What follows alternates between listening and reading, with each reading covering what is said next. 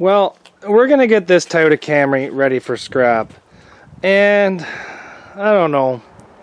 This is the Toyota that you kind of see me try to cold start over the winter, and I'm gonna be scrapping it today because I don't know. To be honest, this car here could be fixed, but it was getting to the point where it really wasn't worth it, and I had so many more Camrys, and I was just beginning to start to understand these cars, so I did a couple things wrong on this car to begin with. So let me show you about this car. This is the car I ran in Barrie, Ontario, and this is the car that I actually ran in Brampton, Ontario. Now, what went wrong is the floor actually split away on this corner. As you can see, this rear door gave out, and as soon as it does that, it starts driving sideways and it gets pretty hard to control. But the frame did come up and in, which was nice. But the real big thing that kept causing me issues was this passenger side front frame. I was kind of brand new to the Toyota Camrys when this happened, but if you take a look, the seams actually split on the top of my rails, and it came up, the frame's actually up about 5 to 6 inches, and it almost hit the top motor mount. But the subframe actually kinks so bad that it's actually on the ground with this tire still having air in it. So as you can see, I can now basically do the timing belt on this car super easily because of how high the frame went. You can see the frame way up there.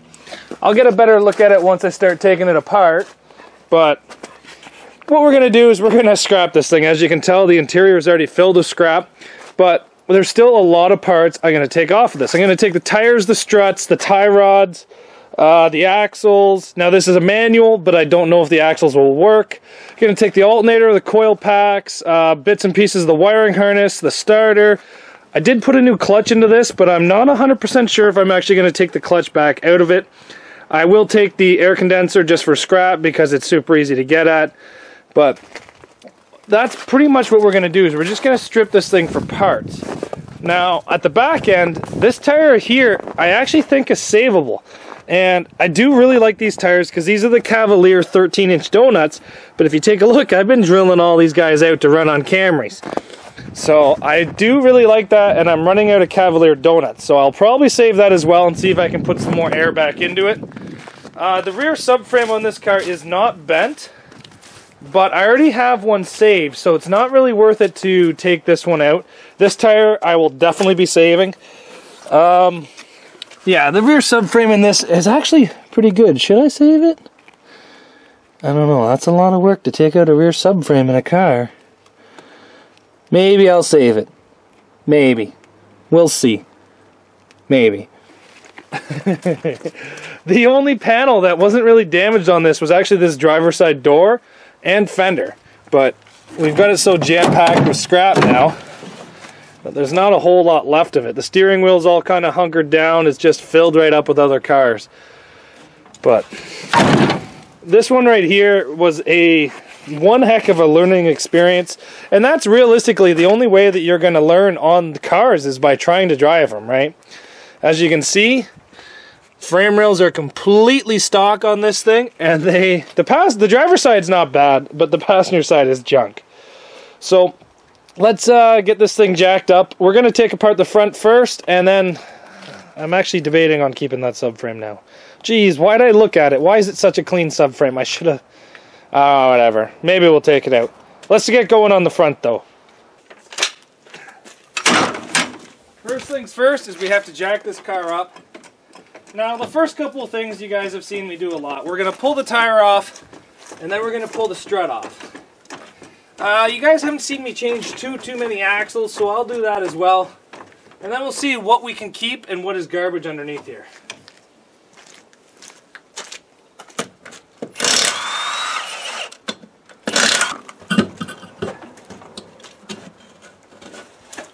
So here's what I think we're going to do. We're going to take the strut out, we're going to cut the tie rod so I can actually keep the tie rod. We're going to undo the axle nut, and then we're going to pull the actual lower control arm off. And what that will do is that will give us the brakes, that will give us a spare spindle, spare lower control arm, spare tie rods, and spare struts, and we'll go throw this into our stockpile of Camry parts. Now, you guys have seen me take these apart 100 times. There's not a whole lot to these. You pull the axle nut, which I believe is 1 1/16", 1 1/8". I'll have to double check that. 22 mil for the bottom of the struts. 13 or 14 mil for the top of the struts, depending on the year of the car. You got 18 and 19 to pull off your lower control arm, and then the axle you just kind of pop out of the side of the transmission with a pry bar. Now I'm not sure if this axle will actually go into an automatic car. I'm not sure, but you know what? It doesn't hurt to keep it. If it goes into an automatic car, I'll shove it into it. If it doesn't, then I won't. But I don't know. We can keep it and label it. Make sure when you take out axles that are a little bit different than ones that you used to taking apart, make sure you label it so that way when you go to put it into another car, you don't get confused and then get upset like I do. Well, let's get this thing apart.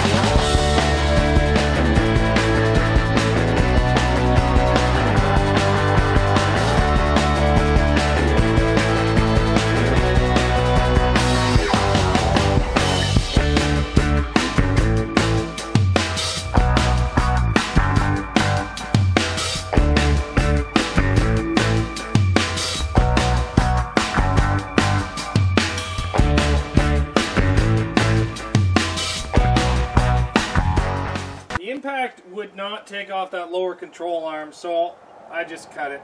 So the tie rod's cut, lower control arm's cut, but we now have ourselves a spare spindle for manual. We have ourselves a spare lower ball joint that feels like it's almost done, but not 100% done. We have ourselves a spare strut. Now, if you guys do remember, these springs inside this strut are not the factory springs. These are actually out of a Grand Prix, like a 2002 kind of car.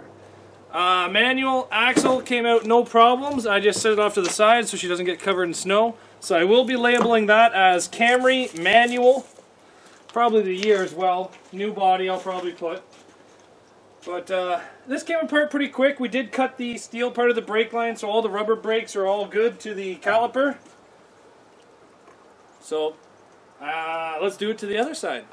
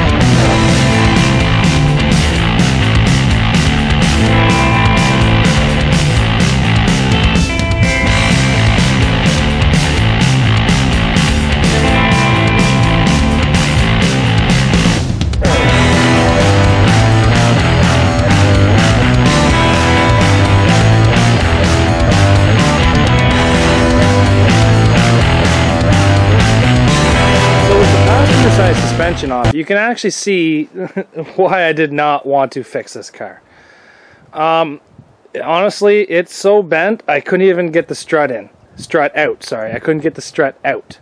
As you guys can see, the subframe right there is basically lower than where the tire actually drives on the ground, and then right up here in the actual unibody frame, the frame folded on itself pretty hard. But if you take a look at the top of the strut tower here, basically all the steel came in around the strut tower.